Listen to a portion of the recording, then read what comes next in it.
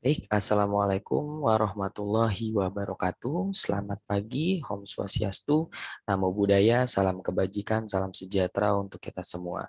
Pertama-tama yang terhormat Bapak Insinyur Haji Jojo Sumarjo, MT, selaku dosen pengampuh daripada mata kuliah Termodinamika Teknik 1.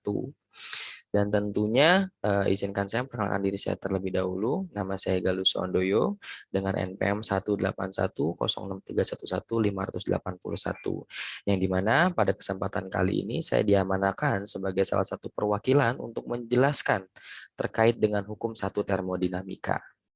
Oke, next. Nah, untuk outline daripada pembahasan kita kali ini adalah yang pertama itu ada hukum satu termodinamika, di mana di sini saya akan menjelaskan hukum satu termodinamika baik secara definisi, baik secara teoritis, ataupun hal-hal apa saja sih atau rumus-rumus apa saja sih yang kita gunakan dalam menentukan nilai-nilai daripada hukum satu termodinamika. Yang kedua adalah tentunya kita akan membedah soal, sehingga kita tahu bagaimana cara kita untuk mengimplementasikan rumus-rumus daripada hukum satu termodinamika terhadap kehidupan sehari-hari. Dan yang ketiga adalah penutup. Oke, berikut adalah nama-nama anggota kelompok daripada kelas E. Ini ada dari urutan 1 sampai dengan 7. Lalu yang kedua ada urutan 8 sampai dengan 22. Dan yang terakhir ada urutan 23 sampai dengan 36 dengan total jumlah 36 mahasiswa yang terdiri dari angkatan 16, 17, 18, 19, dan juga angkatan 2020. Oke, masuk ke dalam pembahasan pertama tentang hukum satu termodinamika. Apa sih itu hukum satu termodinamika? Hukum termodinamika satu merupakan bentuk lain dari hukum kekekalan energi atau kita biasa menyebutnya dengan konservasi energi yang diaplikasikan pada perubahan energi dalam yang dialami oleh suatu sistem terhadap lingkungan. Nah, biasanya hukum termodinamika satu ini biasa diimplementasikan atau diaplikasikan pada suatu sistem gas. Nah, dari hal ini kita bisa mengetahui bahwa ada dua variabel utama, yaitu adalah sebuah sistem dan juga lingkungan. Nah, kira-kira sistem itu apa sih dan lingkungan itu apa sih? Sistem itu adalah suatu hal di luar daripada lingkungan yang menjadi suatu pembahasan atau analisa kita. Nah, sedangkan lingkungan itu adalah suatu hal di luar daripada sistem yang tentunya bisa mempengaruhi sistem di dalamnya, baik dari melalui energinya ataupun kalornya. Lalu yang berikutnya di antara daripada sistem dan juga lingkungan itu ada hal yang membatasinya, yaitu yang biasa kita sebut atau biasa kita kenal dengan sebutan boundary layer. Nah, boundary layer ini bertugas untuk membatasi mekanisme daripada sistem dan juga lingkungan. Oke, nah sebelum itu biasanya di hukum termodinamika satu kita mengenal suatu energi yang dimana energi tidak dapat diciptakan ataupun dimusnahkan, melainkan hanya bisa diubah bentuknya saja. Oke, next. Nah, ini kita akan membicara tentang faktor-faktor utama apa saja yang mempengaruhi sebuah perubahan sistem daripada lingkungan ataupun lingkungan kepada sebuah sistem. Nah, ada tiga faktor utama yang mempengaruhi sebuah perubahan atau hukum termodinamika satu, yaitu ada energi dalam, ada juga kalor, dan juga ada usaha yang tentunya akan saya jelaskan. Nah, beranjak ke yang pertama yaitu adalah energi dalam. Energi dalam itu terdiri dari beberapa energi di dalamnya. Yang pertama itu adalah setiap zat dalam sistem terdiri dari atom-atom atau molekul-molekul yang bergerak secara terus-menerus. Dari gerakan-gerakan tersebut, zat memiliki energi kinetik. Nah, ini yang kita ketahui bahwa salah satu di antaranya ada energi kinetik yang tergantung di dalam sebuah sistem. Yang kedua adalah antara molekul-molekul zat juga terdapat gaya yang disebut dengan gaya antar molekul. Karena gaya antar molekul inilah molekul memiliki energi potensial. Nah, yang kedua itu ada ya energi potensial yang terdapat dalam energi dalam. Dan yang ketiga adalah jumlah energi kinetik dan potensial yang berhubungan dengan atom-atom atau molekul-molekul zat disebut juga dengan energi dalam. Nah, berarti kita bisa simpulkan bahwa energi dalam itu terdiri dari dua energi utama, yaitu ada energi potensial dan juga energi kinetik. Nah, dari perubahan energi yang tadi sudah saya jelaskan, pada umumnya energi atau suatu sistem itu dipengaruhi oleh sebuah tugas, gas ideal. Nah, perubahan energi ini tergantung daripada molekul-molekul yang terdapat di dalamnya. Nah, kalau misalnya biasanya untuk energi dalam itu terdiri dari dua gas ideal, yaitu ada monoatomik dan juga diatomik. Nah, bedanya apa sih antara monoatomik dan juga diatomik? Nah, untuk monoatomik ini adalah suatu gas yang terdiri dari pergerakan antar molekulnya itu tunggal atau satu. Makanya untuk menentukan nilai U-nya sama dengan 3/2 kali N kali K kali T. Atau sama dengan 3/2 kali N kali R kali T. Di mana N besar itu sama dengan jumlah molekul, sedangkan N kecil itu adalah besaran daripada molnya, dan K itu adalah 1,38 kali 10 pangkat min 23 Joule per Kelvin, dan yang terakhir adalah R sama dengan 8,31 Joule per mol. Dan yang kedua, gas ideal yang bisa digunakan adalah diatomik. Nah, diatomik ini adalah suatu gas yang pergerakan molekulnya lebih daripada satu atau lebih daripada tunggal gitu, sehingga tentunya untuk menentukan nilai usahanya jauh lebih besar daripada monoatomik. Nah, di sini untuk menggunakannya adalah U sama dengan 5/2 kali N kali K kali T, atau sama dengan 5/2 kali N kali R kali T. Oke, next. Yang berikutnya adalah faktor kalor. Kalor merupakan energi yang berpindah akibat perubahan suhu antar sistem dan juga lingkungan. Nah, sistem dapat melepaskan kalor ke lingkungan dan sebaliknya lingkungan dapat pula memberikan kalor kepada sistem. Di mana untuk menentukan kalor yang diserap oleh suatu sistem gas dapat dihitung dari Q sama dengan M kali C kali delta T, di mana Q itu sama dengan kalor persatuan Joule, dan M-nya sama dengan massa benda persatuan kilogram, dan C kalor jenisnya Joule per kilogram derajat Celcius, dan delta T adalah perubahan suhu per derajat Celcius. Lalu faktor yang terakhir itu adalah faktor usaha, di mana usaha yang dilakukan oleh suatu sistem adalah ukuran energi yang dipindahkan dari sistem ke lingkungan ataupun sebaliknya. Nah, energi mekanik atau kinetik maupun potensial sistem adalah energi yang dimiliki sistem akibat dari gerak dan juga koordinat kedudukannya. Nah, untuk menentukan nilai daripada usaha dapat dirumuskan dengan yang pertama itu adalah W sama dengan F kali S.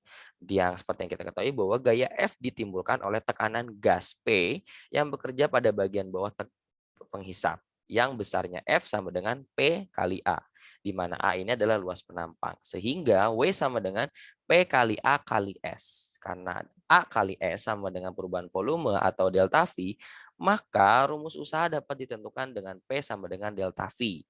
Nah, sama dengan delta V itu adalah perubahan volume, maka W sama dengan P kali V kuadrat minus V1.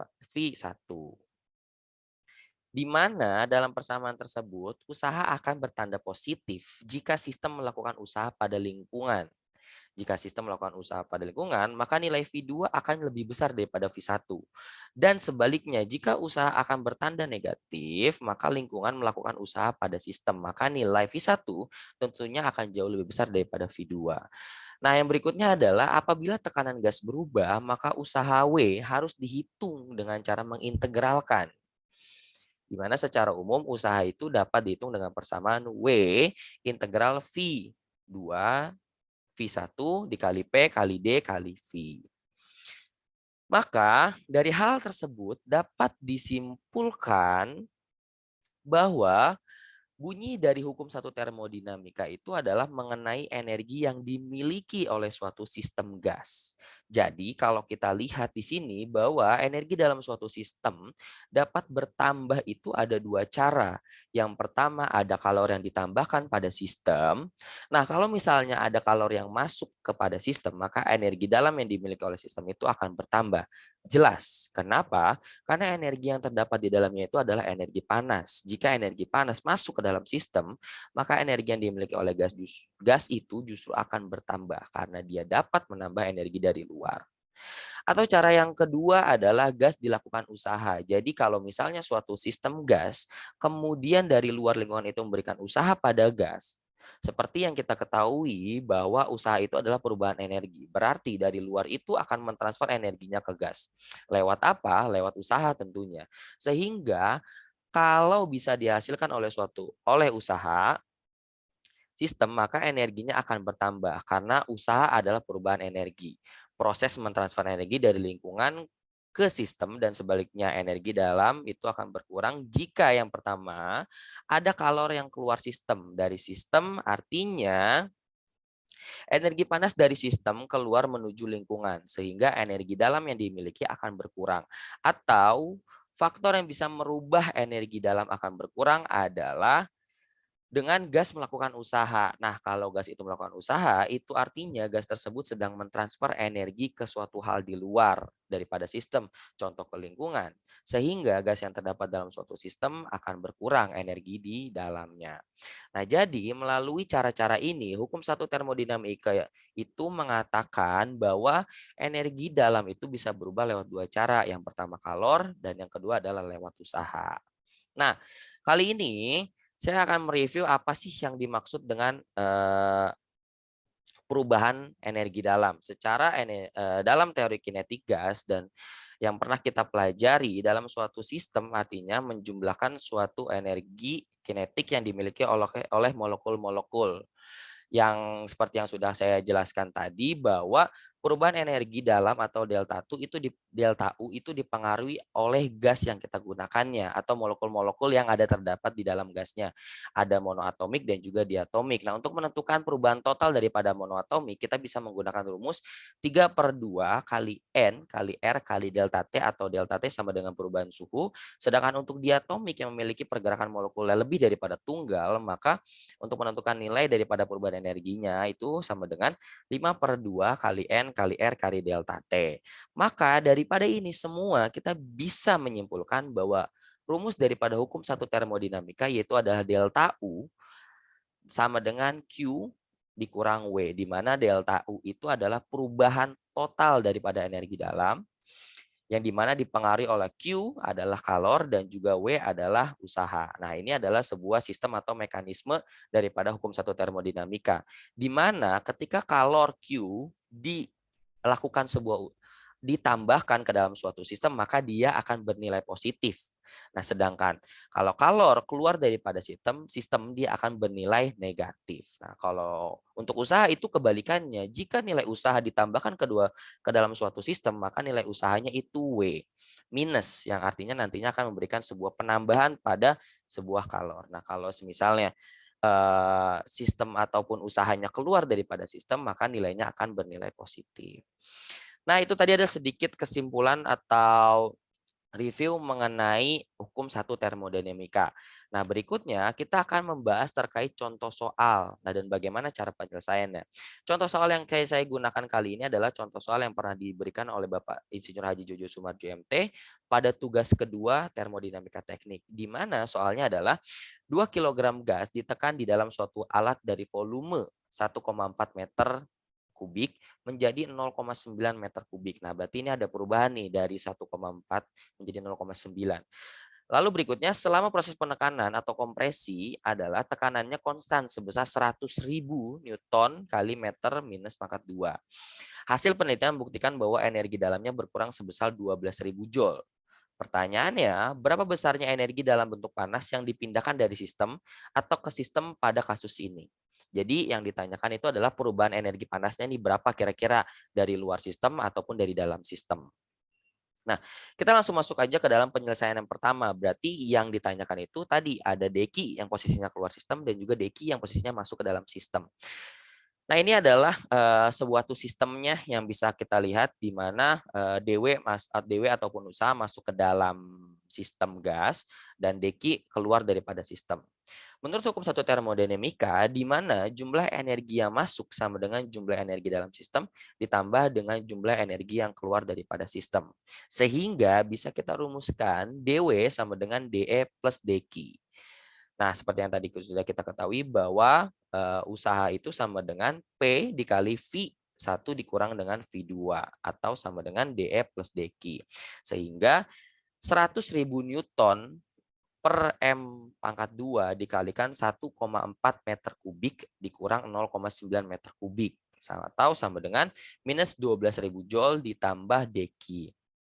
Sehingga 50.000 Newton kali M pangkat 3 sama dengan minus 12.000 Joule plus deki. Nah, ini kita lakukan perpindahan nih. Jadi deki dimajukan ke depan dan 50.000 Newtonnya dimasukkan ke dalam. Sehingga deki sama dengan 50.000 Newton dikali meter kubik ditambah 12.000 Joule. Sehingga deki bernilai 62.000 Joule atau sama dengan 62 kilojoule. Sehingga kita ketahui bahwa nilai deki yang keluar daripada sistem itu sama dengan 62 kilojoule.